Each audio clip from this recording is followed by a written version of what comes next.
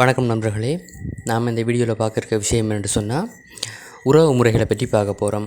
குடும்பத்தில் நாம் ஒவ்வொரு பேரால் அழைப்போம். ஸோ அதற்கு சிங்களத்தில் எப்படி நம்ம கூப்பிட்றதுன்றதை பற்றி நம்ம பார்க்க போகிறோம். வாங்க வீடியோக்குள்ளே போகலாம்.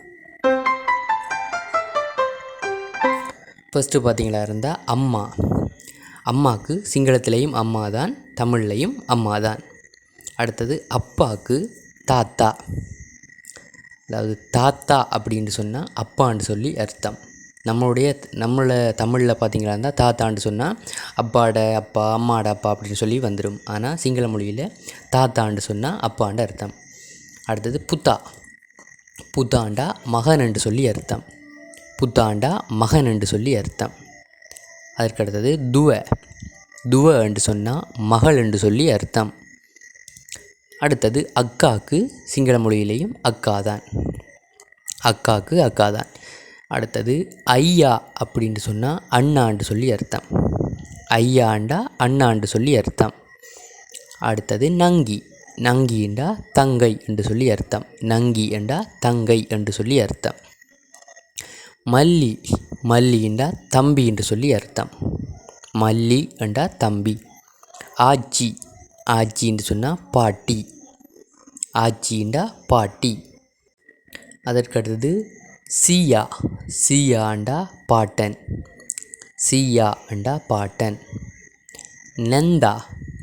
நெந்தாண்டா அத்தை அல்லது மாமி என்று சொல்லியும் சொல்லலாம். அதற்கடுத்தது மாமா. மாமாண்டா தமிழில் மாமா தான். அடுத்தது நந்தாமா. கவனமாக வாசிங்க.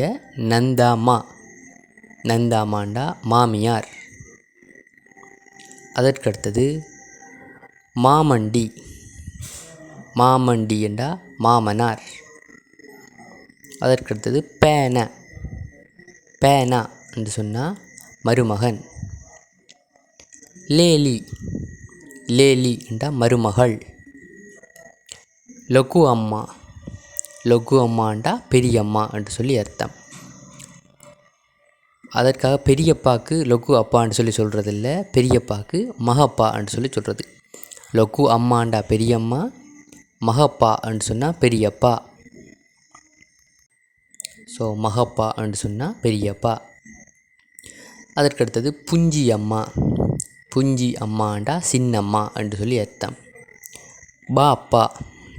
பாப்பாண்டா சித்தப்பா என்று சொல்லி அர்த்தம். முனுபுரா. முனுபுராண்டா பேரன் என்று சொல்லி அர்த்தம். மினிபிரிய. மினிபிரிய என்று சொன்னால் பேத்தி என்று சொல்லி அர்த்தம். தெமௌபியோ. தெமௌபியோ என்றா பெற்றோர். தாய் தந்தையை தான் தெமௌபியோ பெற்றோர், பேரண்ட்ஸ். அதற்கடுத்தது மவ. மவ என்றா தாய். பியா. பியாண்டா தந்தை.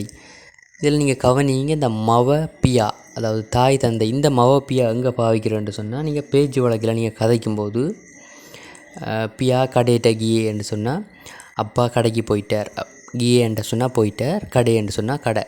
ஸோ அப்படி பேச்சு வழக்கில் சொல்லும்போது நம்ம தாத்தாண்டு உபயோகிக்கிறதுக்கு பதிலாக அந்த பியா அப்படின்னு சொல்லி உபயோகிக்கிற ஒரு வழமை ஒன்று இருக்குது. ஸோ அதற்காகத்தான் இந்த பியா மவ இந்த சொற்கள் இருக்குது இதுக்குள்ளே.